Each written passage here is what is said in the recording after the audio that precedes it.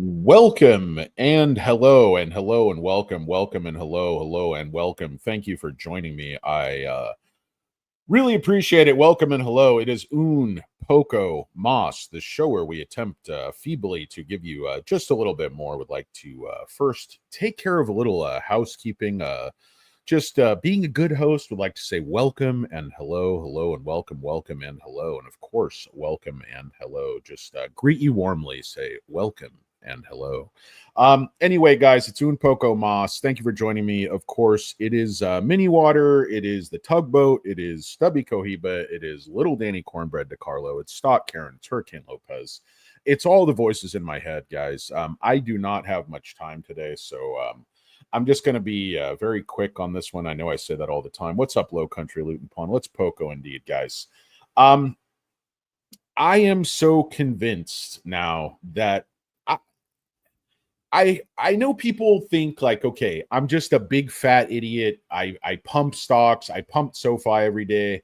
I think if you go back and look at my videos and are honest about it, I pump from the lows. Okay, I usually don't talk about short squeezes that aren't going to happen. I have a few times with Neo just because I have my head up my ass.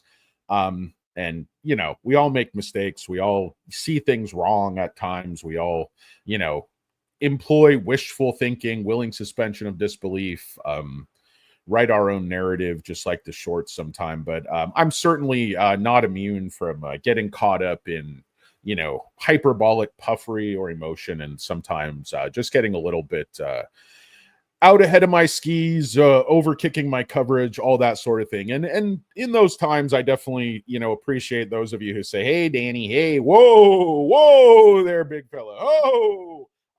You know, ground yourself in reality. That's what's useful. All these people saying, "Hey, you're going to get rich. Tesla's going to 30,000 next year. They're going to." All this stuff that's just pie in the sky, made up crap. It's not helpful to you. It's not helpful to me. And in fact, it actually is counterproductive, and it plays right into the hands of the market makers. These emotional extremes cause us to trade too much in and out at the wrong times. In fact, at the polar opposite time. We should be doing it, and it just absolutely crushes us. Now, what's going on today? The stock popped all the way up to 45 bucks and then pulled all the way back down again to, you know, high 42s. And then it's been kind of fixed here between 43.10 and, you know, 43.25, whatever. This stock has tick by tick price fixing. They rid the bid and the ask. You can see these hammer candles where the stock drops 25 cents in one candle on very low volume, 3 or 6,000 shares. The only, like, why would you want to sell your shares for 25 cents less than the market price in a big block? Well, it's to fix the price. It's to, you know, wage war against day traders. It's to trigger stop losses. It's to scare the hell out of Ma and Pa Kettle and cause them to dump their shares, whatever you will. Like Editas, these other gene editing stocks are up like 12% today. But these Crispr shorts, these price fixing, you know, bid and ask rigging turds are just going to step on the stock no matter what. That's the only thing they do. They short. So they could have covered their short position in, you know, in mass, writ large, jazz hands, you know, at 30. They could have just covered at 33.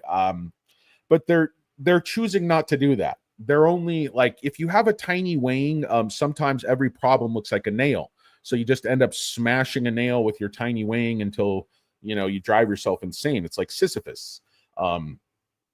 Or syphilis, or whatever, that guy who pushed the rock up the hill a bunch of times. I don't really know. Anyway, so this is a great example, guys, of the hammer candle. I mean, we're just seeing it in real time. So the stock's trading along here at 43.10, that's support, and then all of a sudden in one candle of, you know, probably no significant volume, the stock just falls 15 cents. And again, if you could sell your shares for 43.10, why would you want to sell your shares at that particular instant at 42.95? And the reason is it triggers all the stop losses and day traders at 42.99. It allows them to accumulate and cover a little bit. Again, it's just more shock and awe. You see this just giant. I might actually pause this video and buy some more shares. But this is how this goes. I mean, it's just extremely closely rigged. That's the best. I'm not going to say manipulated. It's beyond manipulated. It's just absurd. And I'm telling you, these guys are begging for a short squeeze. What? For a variety of reasons. I mean, why did everyone always say, hey, SoFi is going to short squeeze? And I'd say, no, SoFi is not going to short squeeze in the sense that you're saying, like these huge days like happened with Affirm at certain times, Carvana. The short interest isn't high enough. There's too many shares. The institutional ownership's not high enough. So the shares actually trading are, plentiful. There's tremendous liquidity in the stock. The cost to borrow is very, very low. Institutions that do own the shares are loaning them out. They're not looking to run this. So there was never going to be a short squeeze there. It's the same thing with NEO. I even said there I was completely wrong. Short squeeze. Again, institutional ownership's not high enough. Way too many shares. Tons of liquidity. Absolutely no reason anyone would have trouble covering their short position in a more conventional manner. There just wouldn't be, a rush on these shares. With Crispr, you have a completely opposite situation. That's why I'm talking. And it coincides with this, technical setup, which is every time this thing comes off of this lower line, it likes to, go to the upside and test. You see this coming back 2022, goes to the upside. Down here, eventually goes to the upside, tests here, rushes back up, breaks through. But you see this from 2023, testing this upper line, breaks through here, goes all the way to 90, comes back down. This is a pump and dump, but you see consolidation right under the line, consolidation right under the line, more consolidation right under the line. There's about, 2, 3, 4, 5, 6, 7. There's 7 tests of the upper part of this channel since 2023. Just came off the low, just came off the lower support here for the first time since October 2023. We see, just walking this thing down in an orderly fashion, 63, consolidating at 56. Then they let it consolidate at 47. Then they let it consolidate at 42. Then they had it consolidating at 37, stepping back up to 42. You see, this is a critical area right here. I mean, 45. This was support here, resistance here, support here. And if they can flip this back, this is definitely going to go in. I mean, not definitely. Of course, it's all speculation. It's all ball bearings these days. But anyway, I think it's going to go at least to this line at 50. And if you even look at, Yahoo, I mean, tip ranks is a little bit ridiculous with some of these, Trojan horse, tiny wing guys just, rigging that thing low. But 1 year target from analysts on Yahoo is $82. So this thing's half of its value of what, credible analysts think it's going to be at. I think that's low. This company has a ton of cash, the best pipeline in gene editing, the only approved therapy in gene editing. The narrative is, hey, it's so risky. This is unproven technology. I think quite the opposite. Their safety record is incredible, and the technology is proven. So I just think that's utter nonsense. And let me show you what I mean with this short. I mean, I guarantee these, today again, borrowing another 500,000 shares, cost to borrow creeps up. The short score has gone down a bit. Utilization is only 92%. Days to cover is 10. That's what I mean with the possibility of a short squeeze. There's very low liquidity in this stock. Sometimes it trades like 1 million shares. It's only 40 million in churn. Today, it's like 3 million. The volume is up. They're shorting into volume. They're shorting into a bull run. They were shorting from 30. They were shorting from 33. They were shorting from 37. They never stop shorting. I'm telling you, they have no plan. There is no brain behind this. If you start to look at the shift, Citadel is lowering their short position. James Reed, all the really smart shorts, the huge ones that always make money, that always win, that always knows what's coming, like Llewellyn Moss, or Jim Tom Bell, or whatever the hell his name was. Look at the shares on loan, guys. In the last month, okay, just in the last couple weeks, May 27th, it was 23 million. Now it's 20. So they borrowed an additional 4 million shares in the last 2 weeks. Look at the short interest here. It was under 20 million May 7th, 1 month ago. Now it's 22 million. 25% of the free float. Look at these ratios. I mean, if you think I'm lying to you, it's data, it's math. This is completely unsustainable.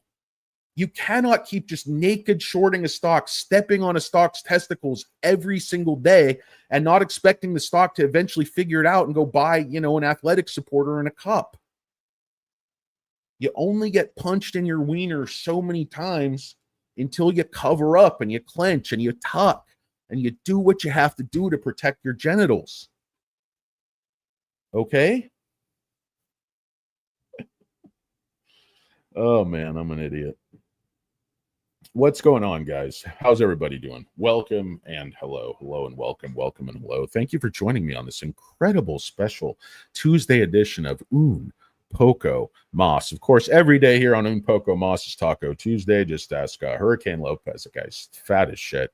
But no, seriously, folks. I don't know. I know I've carried on about this stock over and over and over, but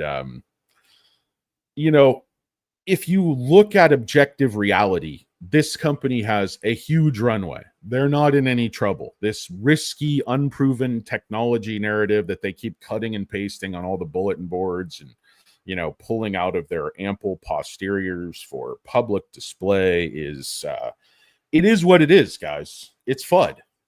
And that's what these shorts rely on is FUD and false narratives. I mean, this company has the dream team of science, Nobel Prize winners. They're utilizing this CRISPR technology, this gene editing technology. Ooh, time for a sip of mini water. I noticed this whole thing like covers up my whole face. You don't want to see my hat. You can only see the Naughty Lurker hat.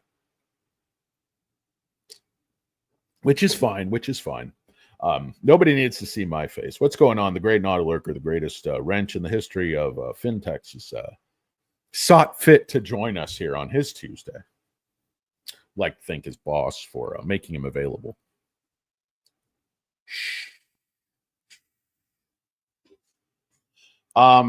Anyway, yeah, can't even see my head. What the hell's going on with my giant head? I don't know. Yeah, that's a little better. So everything is lining up. I mean, credible analysts have this thing 80, 90. They have about $22 per share in cash. They have almost no debt. Their balance sheet is strong. They can go on for years and years and years. They have the partnership with Vertex.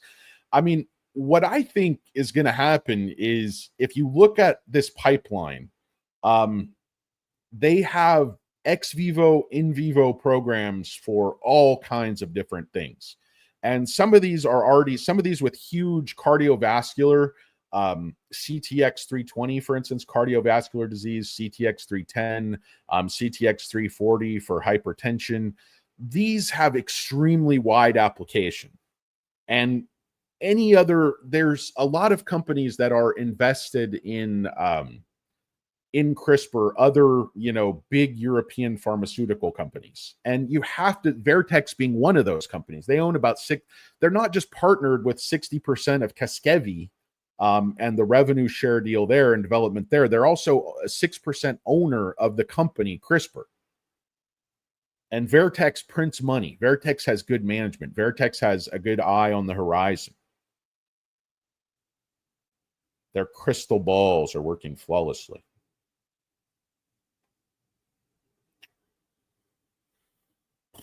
Yeah, Clap, my dog. They can definitely address your friend's short wing. I'll ask Carpentier. What's up, J Mac? The great Jeremy Miller is here. Alfred E. Miller. What's going on, brother? Now, you're a handsome man. Just happen to look a little like if you had a special needs brother, it would be Alfred E. And you would be like the handsome, suave, leather jacket fawns type. Protect. Hey, that's my brother. Let's put a song on the jukebox. Talk about it over a root beer. Hey, solid. I like to think Jeremy Miller always talks like Fonzie. I don't know why. If anyone can explain how my brain works, I'll give them $1 million. And I don't mean that as like a literal thing. Please don't sue me. I just mean my brain don't work so good. Investigate this for yourself, guys. Always, I'm not giving you advice. You can tell I'm barely coherent, a mess. The last thing you want to do is invest your money the same way I do. I'm just trying to give you ideas. I'm just trying to give you food for thought. I mean, this is a $100 stock all day long. You know, this stock's, you know, it's just ridiculous what these shorts do to some of these stocks. And yeah, SoFi was manipulated, Neo's manipulated, but the difference here is there's such low liquidity. There's so few shares available. When they start covering in mass, it will short squeeze. It's not possible. It's not maybe. It is 100%. If these shorts have to cover due to a big catalyst, partnership, breakthrough, readout, whatever, it's game over. This will go up so far, so fast, you won't even believe it. You'd think, you know, the Jack and the Beanstalk, you'd think those plants were duds. That's the type of growth I'm talking about. I'm talking about, you know, boing, talking about 6 to midnight. That type of response. Anyway, I guess that's about all I had with this one. I'm going to do a Neo video because Neo was making a nice move earlier. I don't know. Yeah, it's just steadily climbing 5% on the day. Really nice volume. This is buying. I mean, the algo's trying to hold it, but they can't because there's big orders coming in. SoFi, same thing. Really, SoFi should break down, you know, 15 and then 20. Super Micro again moving. You know, Crispr, they're holding on as best they can, but these shorts, they sometimes, you know, you can get away with it. SMCI, they had so many opportunities to cover 18, 25, 30, but again, they haven't been shorting the stock the way these Crispr short. This is insanity. 64% is a low short volume. Back here, 73, 71, 71, 71. The official short report hasn't been released yet, unless it just came out. Yeah, it should come out today. Since the 10th is the last day they release. It's usually 8th, 9th, 10th. Just depends. Once it's been the 12th, but it's usually 8th, 9th, or 10th that the official show. So you'll see this is going to go way up. I mean, at least hold steady, you know, because they've been way behind the curve, Vortex, and they already have this thing, you know, 22 million shares. I think they're short more like 25 million shares. There's all kinds of things going on in the dark pool. They're naked short every single day. The chart couldn't be more bullish. The fundamentals, the pipeline couldn't be more bullish. This is barely, you know, yes, the stock makes lower lows in terms of the bigger picture, but you cannot just walk a company that is not in trouble, that keeps crushing it. I mean, yes, it's quiet. Yes, it's not, you know, necessarily exciting and sexy, the news coming out. But guys, you are shorting the future of medicine. They are shorting science. They're shorting genetics. They're shorting a Nobel Prize winner. They're shorting in vivo pipeline. They're shorting approved ex vivo. They're shorting the company with the only approved CRISPR gene editing therapy in existence. They're shorting a therapy within a company with an incredibly strong balance sheet, discipline management, investing their capital.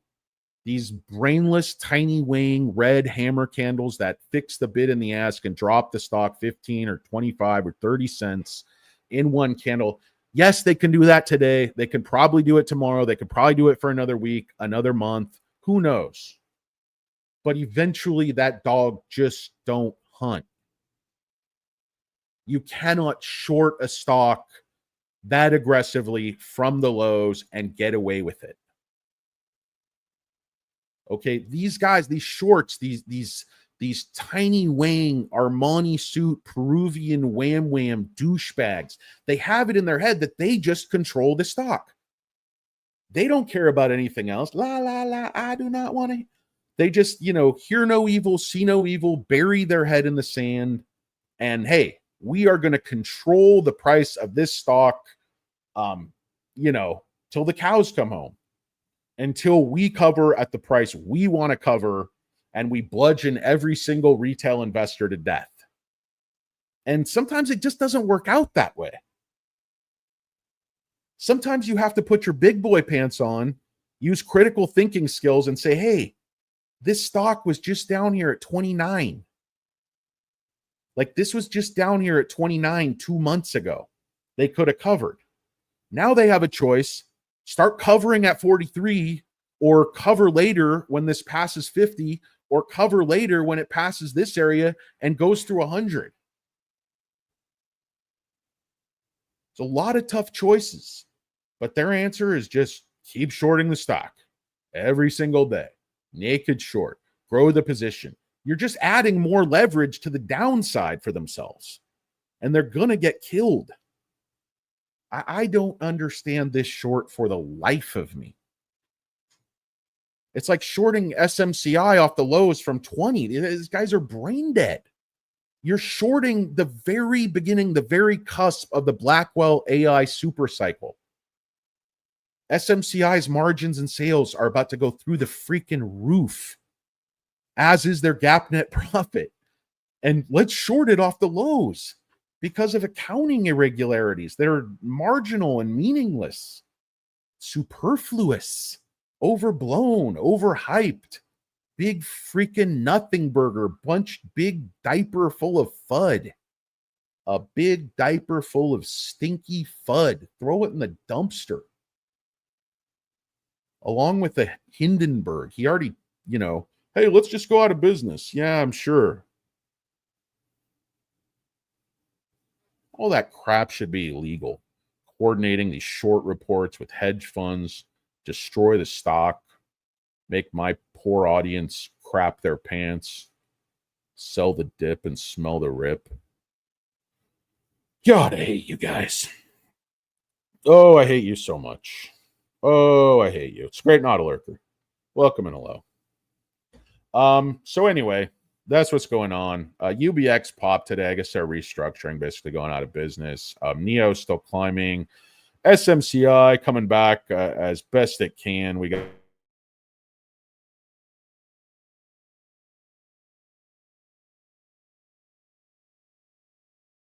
absolutely beautiful. Sorry, guys, glitching there on my Wi-Fi. I don't know what's going on, but yeah, Nvidia doing quite well. AMD, even Intel made a nice move today. So I don't know. I'm just looking at the math. I'm looking at the chart. I'm looking at the fundamentals. I'm looking at the balance sheet. I'm looking at the management. I'm looking at the science. I'm looking at the pipeline. I'm looking at the institutional investors that are in the stock. I'm looking at the pharmaceutical companies that are in the stock and are all potential suitors for partnerships. And I think Crispr will have their choice.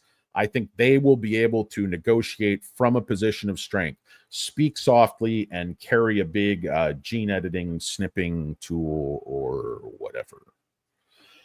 Anyway, guys, this has been absolutely the honor of my life to entertain you turds here today. It's the great Nicholas Youngworth. Big love right back at you, my friend. That heart looks like a butt.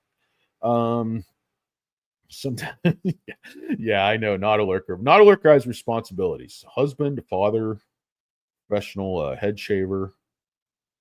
Man competes in head shaving competitions all over the country. Go around in an RV with the missus. You wake up for no particular reason. You smoke meat all night like it's a barbecue competition. Then it's basically judged upon the sheen and the shapeliness of your head. Not a lurker, 10-time grand champion. Shapeliest head, Memphis in May. It's actually Memphis in June. They do the barbecue in May. They do the head shaving in June. I don't know what the hell I'm talking about, folks. But anyway, thanks, Nicholas. I appreciate it. We got the great Travis Murphy. Yeah, I'm going to do a SMCI. I'm going to do a NEO, guys. There's only so many hours in the day, and I'm a huge turd, and I got obligations. SMCI, it's B-dub. It's shorted 20-some%. Don't worry. The sales will come. They'll start selling Blackwell. The margins will the stock will follow. Sometimes they hold it down, but at the end of the day, fundamentals are going to determine the price of the stock and multiples. Sometimes it can take a while. Sometimes it can be incredibly distorted for a long time.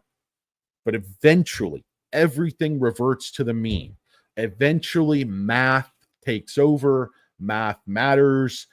Capital flows to a return. And these things are 100% inevitable, set in stone. Irrational shorts don't win unless you let them win, because you are a weak-kneed, spineless hamster on crack who doesn't know what you own, doesn't know how to buy at the right time, and likes to basically, hand your money to market makers, bend over a barrel for a guided tour of the lower 48 or what have you. Anyway, guys, I'm exhausted. I'm losing my voice. I'm stupid. I'm old. I'm fat. I have crow's feet. I think there was just an earthquake right this minute because my whole building shook. On that note, I'd like to thank the great Nautilurco. I'd like to thank the great Pipcat, of course, the great Jeremy Alfred E. Newman Miller. Would like to thank B-Dub Star, Travis Murphy, of course, the great Nicholas Wengworth, for the incomparable Stockman Mark, the greatest hat in the industry. Lisa, she looks like she's attending some type of party in the Hamptons because she's got some white blazers going on. Very, very nice there, Lisa. Thank you for joining us, of course. Two brothers are here. I'd like to thank both of you for joining us. Travis Murphy, the great Mario Powell is here. Thank you for joining us, Mario Powell. Of course, the great Pipcat, the greatest Katie Wentworth, the greatest, I believe she's kin. No, she's not kin to Cal. I was going to say Cal. It's Cal Worthington in her dog spot. This is Wentworth. Totally different. This is syrup people. I was making that bit up yesterday. I apologize, Katie. It's not Mrs. Butterworth's, Mrs. Wentworth's. I have no idea what I'm talking about, Katie, but thank you for watching. Sometimes the bits get all crossed up in my head and they're definitely not funny. Of course, the great Clad, my dog, is here. Anybody who likes golden retrievers is a good human being in my book. We have the great Ohad Masika. Love you, Poco. I made a kid with you. If I was gay, so much love. Well, hey, man, we've all had a man-to-man here and there when we're doing stocks, and I don't know that we can get a kid going with a man-to-man, but we could certainly adopt like a small Cambodian child or something.